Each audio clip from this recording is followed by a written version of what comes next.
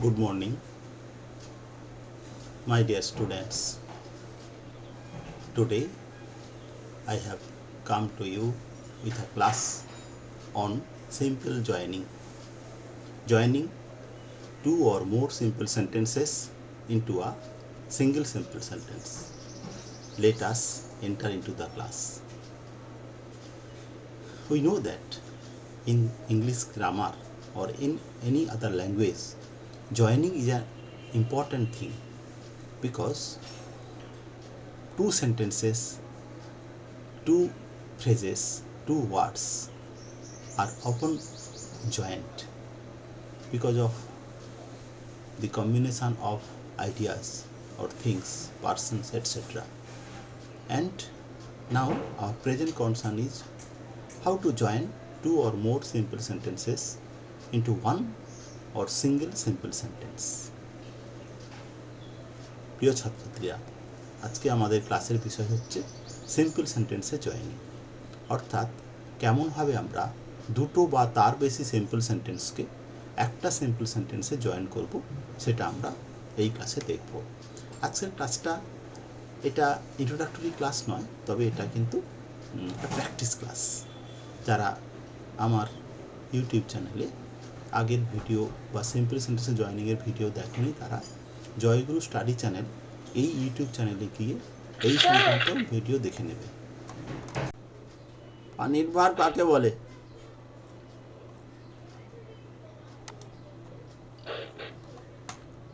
এটা ভুলে যাওয়া উচিত হয়নি, কিন্তু অন্য কিছু ভুলে গেলে। Finite verb is the verb that completes the meaning of a sentence. Finite verb হলো সেই ভার্ব যা একটা বাক্যের অর্থকে সম্পূর্ণ করে, তাকে বলা হচ্ছে ফাইনিট ভার্ব। তাহলে what is simple sentence? The sentence which completes the meaning of a হ্যাঁ complete the meaning of a sentence. The verb that completes the meaning of a sentence. The verb that completes the meaning of a sentence is called a finite verb. বাংলায় কি বলে finite ভার্বকে? সমাপিকা ক্রিয়া। হ্যাঁ, এই তো মনে আছে, সমাপিকা ক্রিয়া। সমাপিকা ক্রিয়া বাক্যের অর্থকে সম্পূর্ণ করে। ঠিক আছে?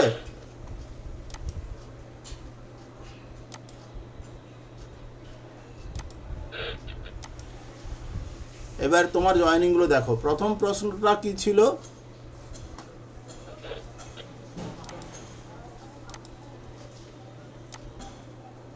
প্রথম প্রশ্ন কি ছিল বলো? প্রথম প্রশ্ন ছিল Sarojini Naidu was a politician. She wrote many English poems. হ্যাঁ, এটাকে তোমাকে জয়েনিং করতে হবে, এই তো। স্যার কিছু ইয়েও ছিল, মানে কন্ডিশনসও ছিল। হ্যাঁ, এটা হচ্ছে by using noun or noun in apposition or pronoun of apposition. হ্যাঁ, এইটা তোমরা শিখেছো সিম্পল জয়েনিং? কখনো আলোচনা হয়েছিল? মনে পড়ছে না, তাই তো? ঠিক আছে, না মনে পড়লেও কিছু ক্ষতি নেই, কিন্তু এটা আমরা প্রায়শই আমরা ল্যাঙ্গুয়েজ পেপারের মধ্যে দেখতে, ল্যাঙ্গুয়েজের মধ্যে থাকে।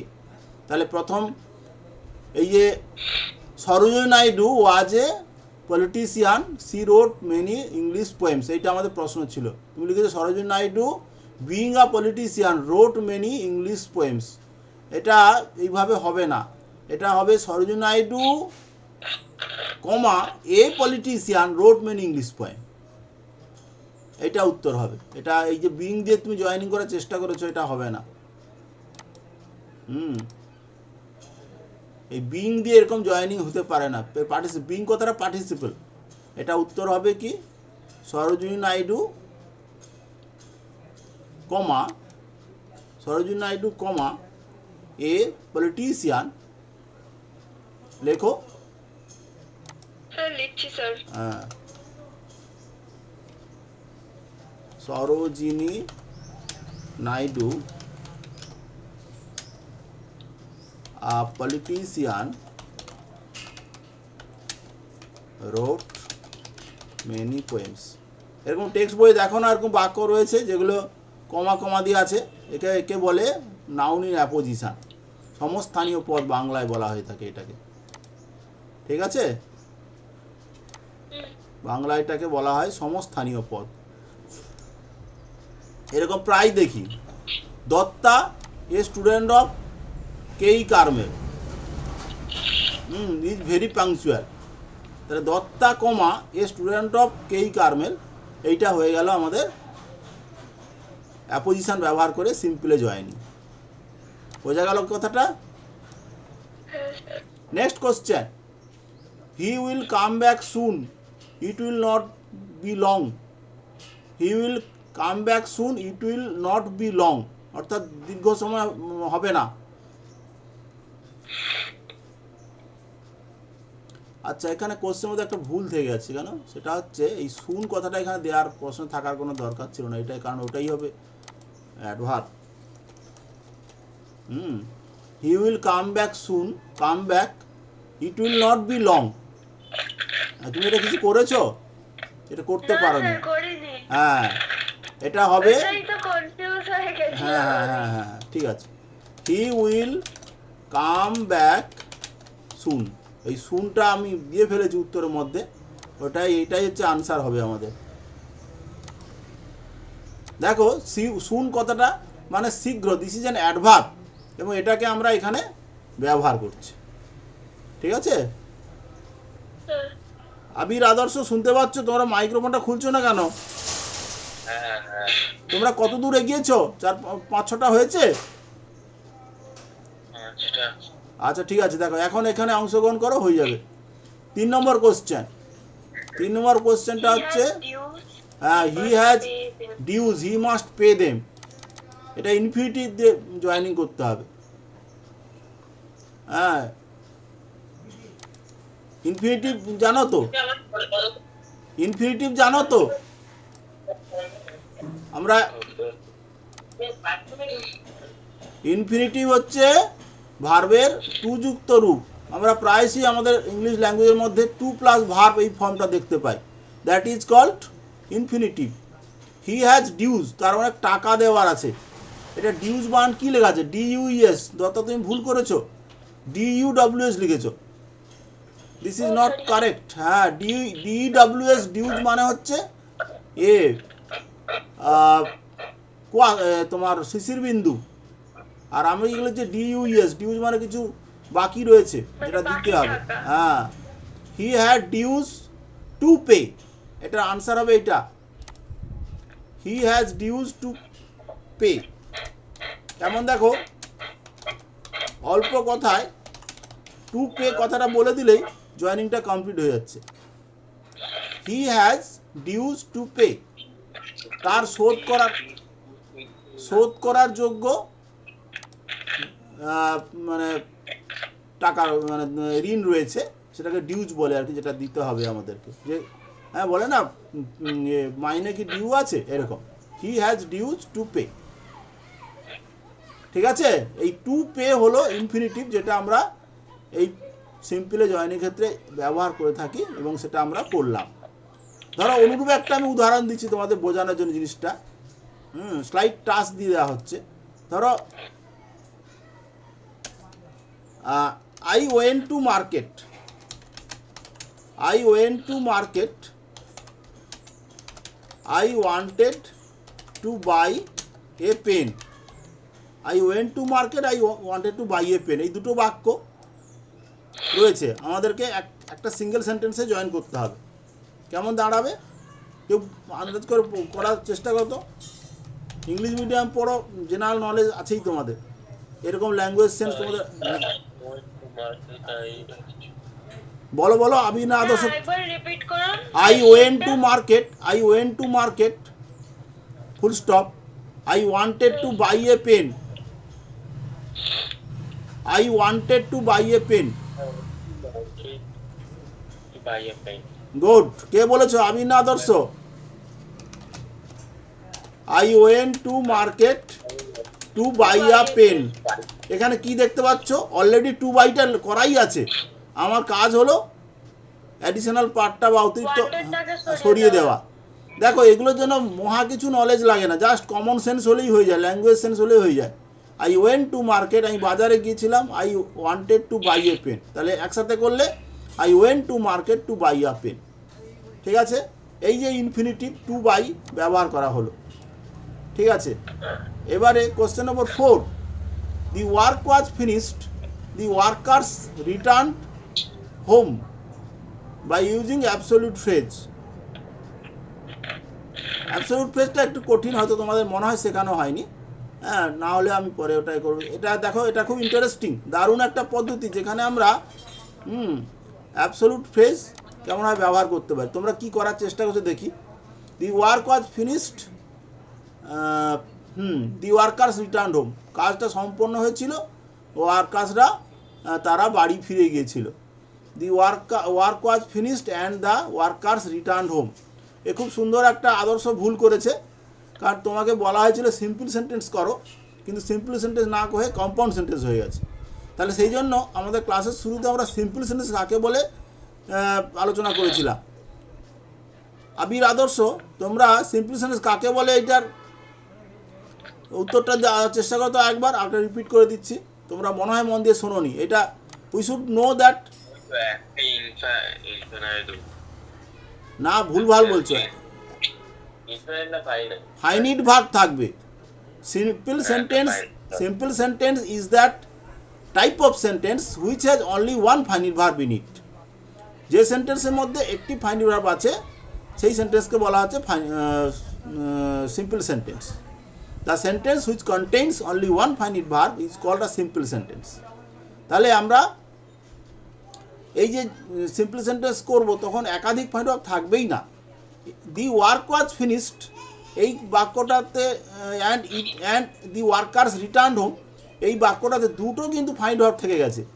হ্যাঁ, এই ওয়াজ ফিনিশড একটা ফাইনিট ভার্ব, আর একটা হচ্ছে রিটার্ন হোম ফাইনিট ভার্ব। তাহলে আমাদের অ্যান্ড দিয়ে জয়েন করে দিলে কিন্তু সিম্পল সেন্টেন্স হলো না, কিন্তু এটা একটা কমপ্লেক্স সেন্টেন্স হলো। This is nothing but the coexistence of two clauses.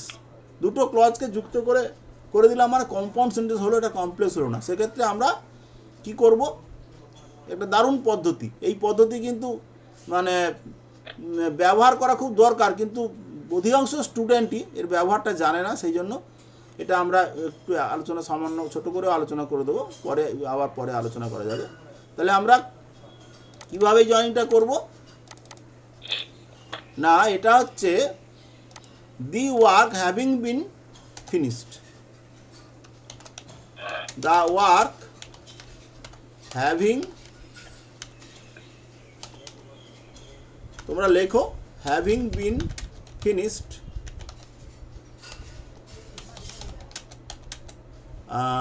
the workers returned home. The work having been finished, the workers returned home.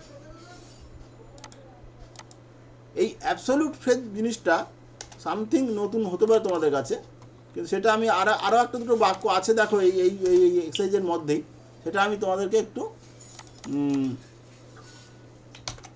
একসাথে করিয়ে দিচ্ছি। তাহলে আমরা একটা ভালো জিনিস যেটা বলছি না, খুব সুন্দর শেখা হয়ে যাবে, সেটা হয়ে যাবে। হ্যাঁ, তাহলে প্রশ্নটা ছিল the work was finished, the workers return home. তাহলে সেইটা এখন কি হয়ে গেল, জয়েনিং করে the workers, the work having been finished. বাংলায় বললে আরও বাংলায় বললে জিনিসটা কীরকম হবে না, কাজটা সম্পন্ন হওয়ায় ওয়ার্কাররা বাড়ি চলে গেল, কাজটা সম্পন্ন হওয়ায় ওয়ার্কাররা বাড়ি চলে গেল। হ্যাঁ, এবং সবচেয়ে বড় কথা এখানে এই হ্যাভিং বিন ফিনিশড ইউজ করা হয়েছে। This is passive voice structure of non finite verb. Having been finished, এর ওয়াজ ফিনিশড এটা প্যাসিভ ভয়েস আছে বলে আমরা কিন্তু এখানে এইটা ইউজ করলাম, হ্যাভিং বিন ফিনিশড। না হলে এমনি হ্যাভিং ফিনিশড ইউজ হয় অনেক ক্ষেত্রে, সেটা অন্য ক্ষেত্রে। নেক্সট আমরা কোশ্চেনের মধ্যে দেখবো আরও একটা অ্যাবসলিউট ফ্রেজের কোশ্চেন আছে, একটা না দুটো আছে। এই দেখো, যেমন ধরো ওই যে দি রুম 10 নম্বরটা, the room was empty they could stay in it. The room was empty they could stay in it, 10 নম্বরটা। এটা দেখো, এটাও কিন্তু ওই একই পদ্ধতি ব্যবহার হবে, অথচ একটু অন্যরকম হবে। কীরকম দেখো, তাহলে 10 নম্বরটা সবাই লক্ষ্য করছো তো? হ্যাঁ স্যার। 10 নম্বরটা একটু আন্দাজ করে বলার মনে হয় কেউ করনি, একটু আন্দাজ করে বলার চেষ্টা করো দেখি ওই কী হতে পারে জয়নিংটা। ওখানে কিন্তু হ্যাভিং বিন টিন বসবে না, সিম্পলি হয়ে যাবে। এটা অ্যাবসলিউট ফ্রেজ বলে ব্যবহার হয়ে থাকে। অ্যাবসলিউট মানে চরম, অ্যাবসলিউট টেম্পারেচার আছে আমাদের। কেউ পারবে? ফর হবে। কি বলছো বলো শুনি।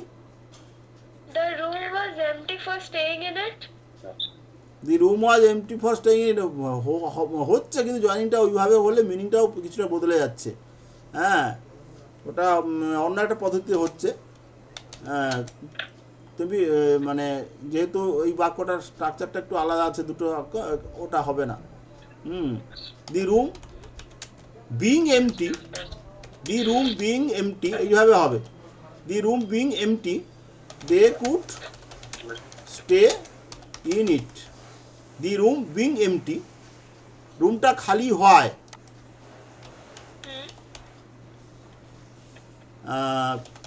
তারা এর মধ্যে থাকতে পারলো, বা পেরেছিল।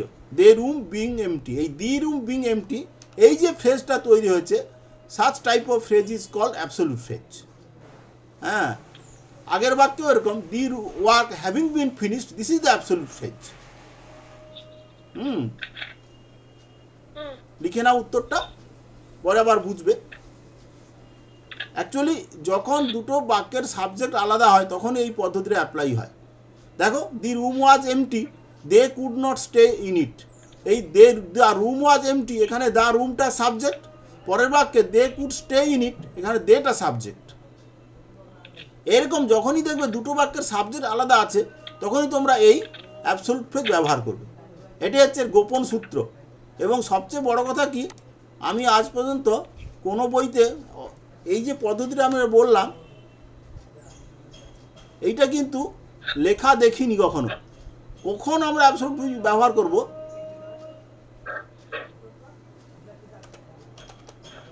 সেটা কিন্তু সাধারণত বইগুলোতে লেখাই থাকে না।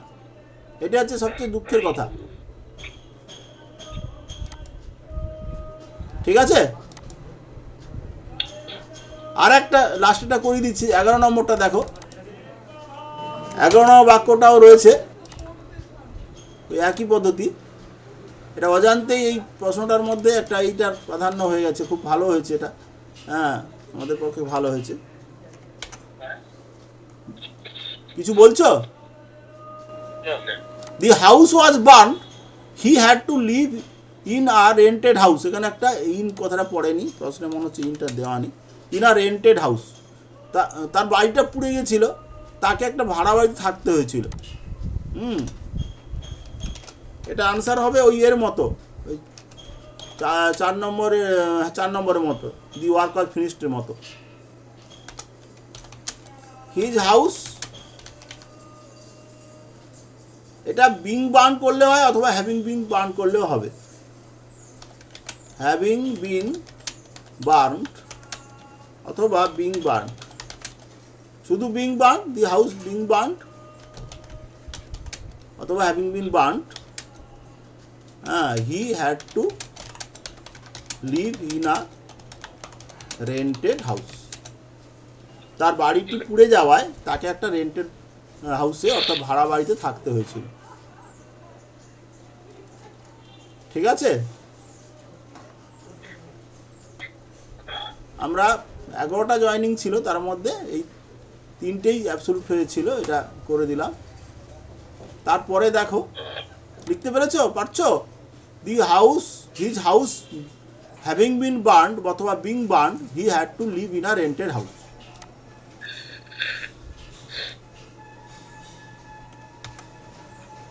এবারে দত্তার যে কোশ্চেন ছিল খাতা 5 নম্বরটা দেখো, 5 নম্বরটা আমরা আলোচনা করছি। 5 নম্বরটা কি রয়েছে না, the boy enter the room, he was dance. হ্যাঁ বলো। স্যার আমার তো পড়া আছে এবার। তুমি বেরিয়ে যাও তাহলে। The boy enter the room, he was dancing then. এটা he enter the room dancing, এটা ঠিক করেছে কিন্তু। এই জয়েনিংটা ঠিক হয়েছে, সে ঘরের মধ্যে নাচতে নাচতে ঢুকলো। হি এন্টার দ্য রুম ডান্সিং। তোমরা করেছো নাকি 5-এরটা?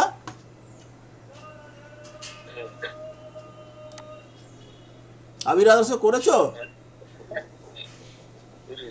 হ্যাঁ কি না বলো। হ্যাঁ, এই বাক্যটার মানে হচ্ছে সে ঘরের মধ্যে নাচতে নাচতে ঢুকলো। তাহলে এই ধরনের বাক্য এরকম হয়ে সিম্পলি জয়েনিং কিন্তু। The boy enter the room, he was dancing then. The boy enter the room dancing. ঠিক আছে, 5-এরটা হয়ে গেল। তারপরে boy enter the room, he was dancing then তো আছে। দেন THEN। হ্যাঁ মানে তারপরে তো দেন মানে তখন, সেই অ্যাট দ্যাট টাইম, এই অর্থে ব্যবহার হয় এগুলো। বুঝতে পেরেছো? ওটা যদি হ্যাঁ, তোমার কথাটা একেবারে ফেলে দেওয়ার নয়, তবে এখানে অ্যাট দ্যাট টাইম অর্থেই ব্যবহার করা হয়েছে। আর তুমি বলছো তারপরে সে নাচতে শুরু করলো, এইটাই বলতে ইচ্ছো আর কি। এটা দেন না করে আফটার দ্যাট থাকলে ওটা আমরা ওই মিনিংটা ধরতাম। ঠিক আছে?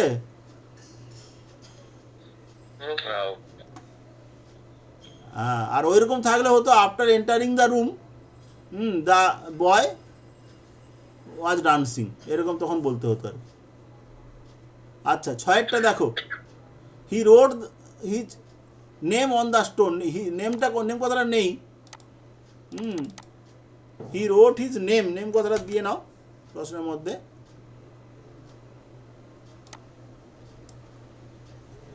হি rode his name,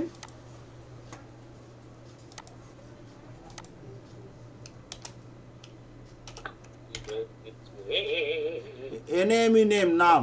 he rode his name, he used a diamond for it. একটা ডায়মন্ড বা হিরে ব্যবহার করেছিল এটা করার জন্য। এখানে বলছে by using a preposition with a noun or gerund. একটা নাউনের সাথে প্রিপোজিশন বা জিরান্টের সঙ্গে প্রিপোজিশন ব্যবহার করে জয়েনিংটা করতে হবে। জিরান্ট হচ্ছে ভার্বের আইনযুক্ত রূপ, যেটা নাউনের মতো কাজ করে। জিরান্ট হচ্ছে ভার্বের আইএনজি যুক্ত রূপ, যেটা নাউনের মতো কাজ করে। তাহলে হিজ নেম কথাটা ঢুকিয়ে নাও। নেমটা প্রশ্নে দেওয়া ভুল হয়ে গেছে, দেওয়া হয়নি। এটা হবে he wrote his name on the stone by using a sharp diamond. হ্যাঁ, তাহলে he wrote his name on the stone by using a diamond.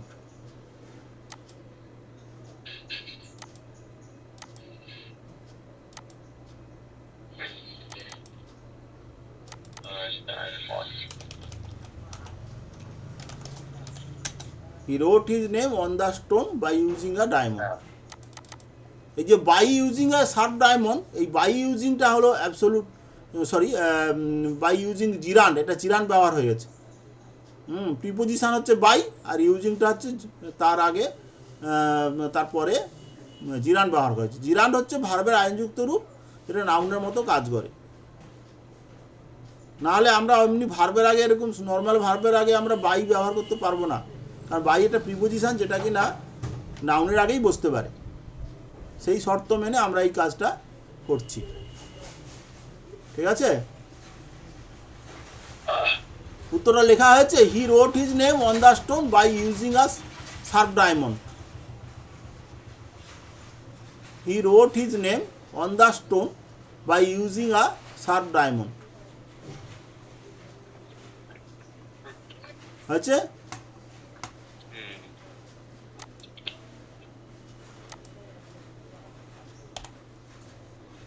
তারপরে 7-এরটা কোশ্চেন নম্বর 7টা কি আছে? The man was very tired, he fell asleep.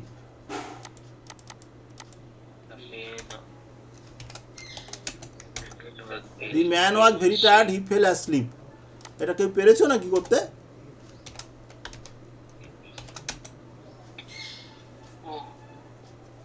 এটা হবে being very tired, being very tired, he the man fail asleep. নম্বরের মতো হয়ে গেল না? হ্যাঁ 10 নম্বরের মতো হয়ে গেল না? কিসের মতো? 10 নম্বরের মতো না, না, ওইটাই তো তফাৎ। খুব ভালো প্রশ্ন করেছো কিন্তু জিনিসটা। 10 নম্বরের মতো হলে হতো কি, the man being very tired, আর ওইটা দ্যাট ইজ নট অ্যালাউড। হ্যাঁ, ওইটা অনেকে ভুল করেই করে। যখন দুটো বাক্যের সাবজেক্ট সেম তখন তোমাকে এইভাবে করতে হবে। এটা ইংলিশের নিয়ম। এটা পার্টিসিপল ব্যবহার হচ্ছে, নর্মাল পার্টিসিপল, আর ওটা হচ্ছে অ্যাবসলিউট ফ্রেজ, হচ্ছে পার্টিসিপল যুক্ত ফ্রেজ, কিন্তু ওর গঠনটা একটু আলাদা। এটা হচ্ছে ব্যাপার। ভালো বলেছো কিন্তু কথাটা। মনে হচ্ছে একই রকম, কিন্তু তা নয়। এই the man was tired, he fell asleep, এই বাক্যটাতে হচ্ছে এই দুটো বাক্যের মধ্যে দেখো সেম সাবজেক্ট, দি ম্যান আর he same. Next question, question number 8, he will accept the offer, there is no doubt about it. এটা বলা হচ্ছে by using adverb or adverbial phrase ব্যবহার করতে হবে এই জয়েনিংটা।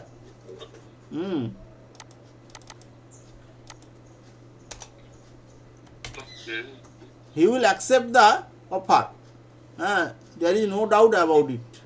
অ্যাডভার্ব অথবা অ্যাডভার্বিয়াল ফ্রেজ ব্যবহার করতে হবে। অর্থাৎ আমরা এখানে কি করব, he will accept the offer undoubtedly বা উইদাউট এনি ডাউট।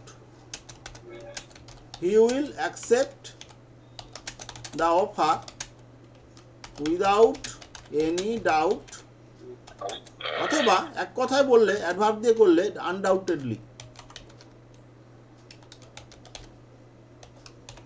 আনডাউটেডলি কথাটাও লিখে রাখো। হি will accept the offer without any doubt. Without any doubt is a phrase, but undoubtedly is an adverb. Without any doubt, doubt. He will accept the offer without any doubt. This is an adverbial phrase, or undoubtedly is an adverb.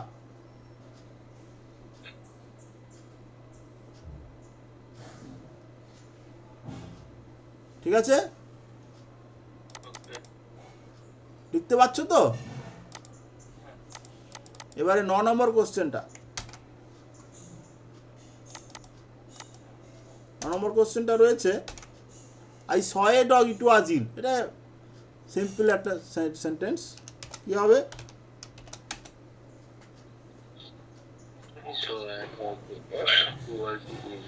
By using adjective. I saw